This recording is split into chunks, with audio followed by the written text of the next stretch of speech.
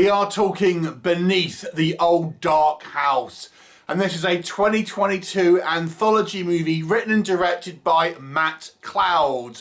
One of the segments features Brinke Stevens, a popular screen queen from yesteryear, and it's a lower budget anthology movie with a lot of semi-naked women running around, a lot of predatory males and a bit of gore. So we have 3 stories and a kind of wraparound as well. So let me just go and break down each of these individually, and then we'll kind of give our conclusion at the end. So the wraparound story, I have to be honest with you, seems kind of pointless. It's not really a story in any kind of shape or form. It's about a young girl who gets abducted by a kind of Leatherface kind of style character, taken back to some old dark house, I presume, and is forced to watch the 3 movies on a VHS tape, and that's kind of it. I've got to say I liked the kind of the makeup of our kind of Leatherface sort of style character, and it definitely has a kind of gritty sort of grindhouse vibe to it. There's practically no dialogue in this sequence, so you know it feels kind of pointless. I have to be honest. It's like, what was the point of even having this framing device? It didn't really feel like it was a story. I mean, why would this Leatherface style character make this young girl watch 3 horror films, you know, whatever. So yeah, it kind of looks cool. It might have been a fun story in its own right had it had a bit more to it, but yeah, it just seems somewhat perfunctory, to be brutally honest. So let's talk about the stories, the 3 kind of shorts. So the first one is kind of like about a Ted Bundy-esque style killer who is a man of routine. He likes going to this particular kind of diner, and he sort of fantasizes about this particular kind of waitress that sort of works there. And she, you know, along with her colleagues, think he's a bit of a creep, but he tips quite well and stuff. And but he has kind of sinister plans, and he's kind of fantasizing in his own head that she is signaling to want to do things, and she isn't.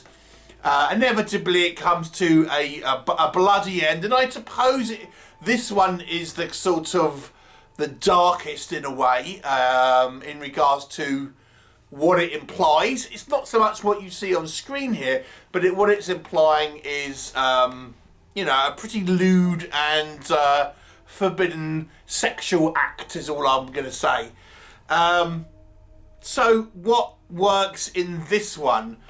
The movie is actually, and like a point of the second one as well, it actually is reasonably clever, because the climax of this film, it's really bizarre. It goes on this kind of like weird trip.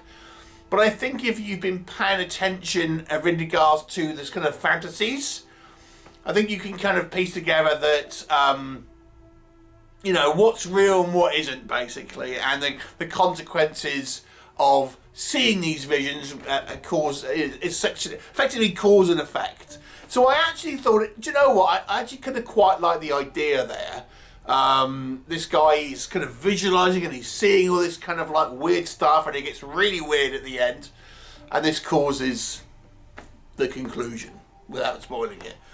So that I kind of quite liked, and I gotta say, I think the acting was fair in this one. It seems, I mean, there's not a lot of story, and I have to say the decisions taken by our female lead, this actress, seem like, who would do that? I mean, like her tyre is slashed once she gets out of work, and then immediately this guy is like behind her, offering her a lift, thinking, okay, well surely that would be a red flag. It just happens to be there when you find your tyre is slashed. And then he goes, oh yeah, well let's go back to my house, and I'm sure I've got a spare wheel. Yeah, all right then. Do you want to come in? Yeah, all right then. It was like, come on. And is anyone that dumb?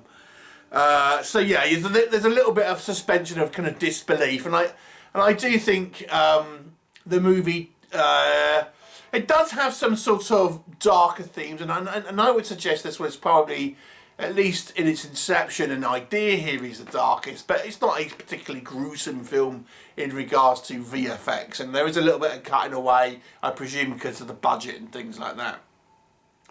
The second movie is about this young woman who inherits a house from her grandmother, and when she goes there, she finds this horrible looking doll, which seems to be some type of supernatural entity attached to it perhaps, and it offers kind of wishes. And again, this one actually has a reasonably clever twist that I don't know if people would necessarily see it, if that makes sense. I actually think, do you know what, when you think about it, it makes kind of sense. And again, I don't want to spoil it for you. It does involve this kind of predatory guy, this kind of lawyer. But I gotta say, I feel, even though this was a short, I felt this movie the pacing was quite stretched, and it didn't really feel like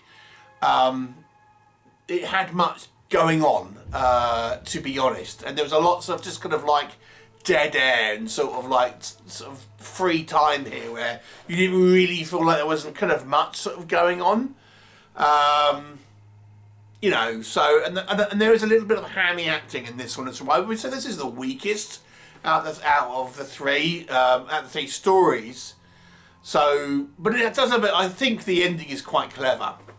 And then the third one, which is the one that stars Brinke Stevens, is probably, I think, the most interesting in regards to it's consistently pretty entertaining. And this is about this Brinke Stevens character who is in this, again, an old dark house. There's a knock on the door, and there's this, Brinke Stevens is like an author, and there's this guy who's met her at a book signing or something, and comes, and he says he's a historian, and he's talking about the house and how this house used to be like home to an occultist, and there's all these people gone missing.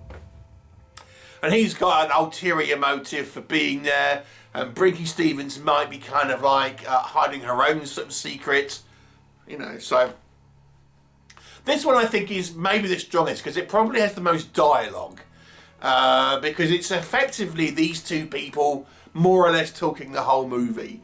But because of that, it feels like it has the most full momentum in regards to sort of story-wise. So it's not a particularly elaborate plot necessarily, but it's the most engaging in a way, I would suggest. And obviously Brinke Stevens is the most recognisable name here. And, you know, naked women, including Brinke Stevens, all I'm saying. So yeah, it's the reveal was quite fun. It's relatively predictable, I would suggest. But nonetheless, it's quite good. Again, let down by a little bit of hammy acting, I have to say. But I gotta say, I think I probably was the most engaged with this particular movie. Although I don't think none of them were necessarily bad.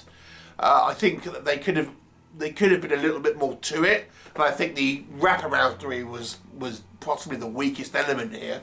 But overall, I would say, you know, you have to consider this is a lower budget movie, and the production value is, you know, not the best. But I actually got to say, I think it's reasonably entertaining movie if you don't mind a kind of grimy grindhouse B-movie, dirty slasher monster movie. So 6 out of 10. Have you seen it? What did you think? Leave me a comment, and I shall look forward to seeing you next time.